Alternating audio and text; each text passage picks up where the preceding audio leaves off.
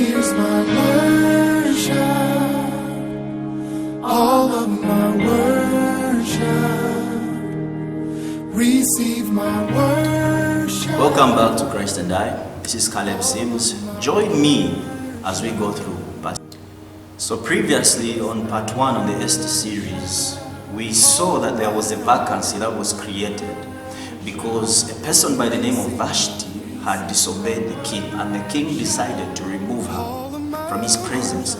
So now the vacancy of being queen was already there, and it needed someone to be fulfilled. So now I've come to understand that in life there are so many vacancies, and only people that qualify will get that vacancy. So now we're going to look at two people, Mordecai and Esther, and how God used them, because remember, previously we said the greatest chess player is who? God. So we're going to open our Bibles in Esther chapter 2, and we'll start from verse 5. Now the Bible says, now at the fortress of Susa, there was a certain Jew named Mordecai. So we see Mordecai being introduced. Now Mordecai was a son of Jael. Now it continues to give us the background of Mordecai. And the Bible says he was from the tribe of Benjamin and was a descendant of Kish and Shimei. Now verse 6, it says his family had been exiled from Jerusalem to Babylon by King Nebuchadnezzar, along with King Jehoiakim of Judah and many others. Now this man had a beautiful and lovely cousin. So before we continue, we see that Mordecai experienced exile. Now exile is a form of rejection. So Mordecai, whatever that he had, he lost it. And I believe in his current position, he was a person that when people look at him, they will think as if he has nothing. So now looking at a person who has nothing, it seems like a person who has nothing cannot bring out something good. A person who has nothing cannot help out.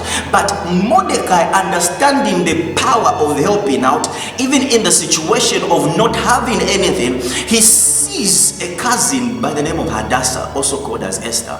And Mordecai does not reject Esther because he has nothing, but he decides to do what? Adopt her.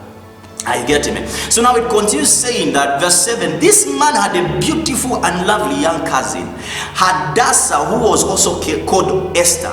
When her family and mother had died, Mordecai adopted her into his family and raised her as his own daughter. Now look at this. Mordecai had already nothing and ended up going to help someone who already had nothing. The generation of nowadays, people are helping people who already have something. But Mordecai did not look at what Esther had, but he had to help just because of his heart.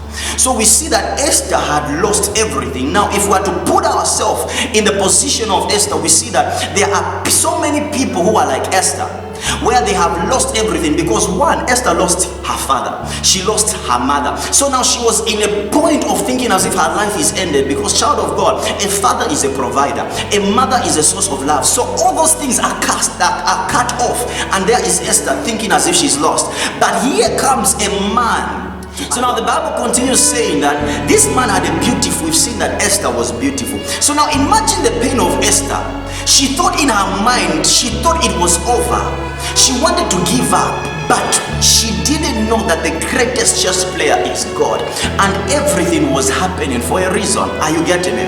So now we go into verse 8 and says, as a result of the king's decree, Esther along with many other young women was brought to the king's harem at the fortress of Susa. So in other versions, the Bible says the women were brought into Susa. So now what this simply means is that this bringing from one place to another is like a transformation. So Esther was in a place of being abandoned, but as she was being taken up into Susa, now Susa is a good place. So there was already a transformation that was happening. Now why was there this transformation? It was so that these people should appear before the king. Are you getting it? So now before appearing before the king, there was a process of preparation that was supposed to take place. And as we continue reading the Bible, we'll see that these people had to undergo a certain process of beauty treatment. Now child of God, before you appear in whatever place, you need to be prepared. So now the preparation wasn't something easy, and it was something very long. Now what we are experiencing in our generation is that many people want to appear before they are prepared.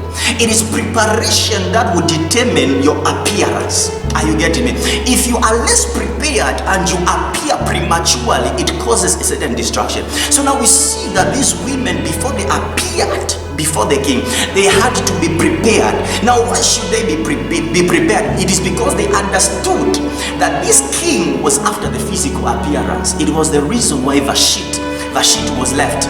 The reason why Vashti was removed from that position is that the king wanted to see the physical appearance, but Queen Vashti did not go. So these people understood that in order to get this position, what do you need to do? You need to prepare physically, and they had to go through a very big process. Are you getting it? So now, transformation, as they were saying, they were being brought from a certain place, being taken into Susa. That is a process of transformation. Child of God, many of us have so much visions in our lives. We have big dreams, but if you are not prepared, you cannot appear well. It is the preparation you put in that will make your appearance be great in life. So now we are going to jump and go into verse 10. Esther chapter 2 verse 10.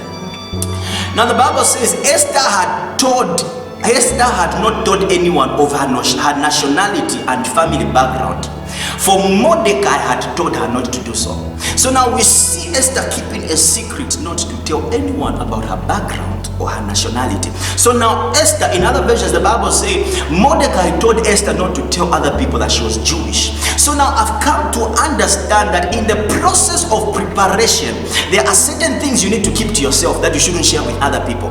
Because I've come to understand that many of us are too quick in sharing what God is preparing in our lives. And once we share it prematurely, the people we share with will rise against us. I'll give a story of Joseph. Joseph shared what God was about to do in his life, and what did it do? It caused the people to rise against. So Mordecai understood and told Esther, do not share this secret. Do not tell them about your background. So I'm coming to encourage you, that child of God, in the process of preparation, before you appear, there's a secret you need to keep just for yourself. Do not share everything with people, because you might not know the person you share it with. Are you getting me? You might not know the person you share. So be wise on what you reveal. It is not everything you need to reveal to other people. Be wise.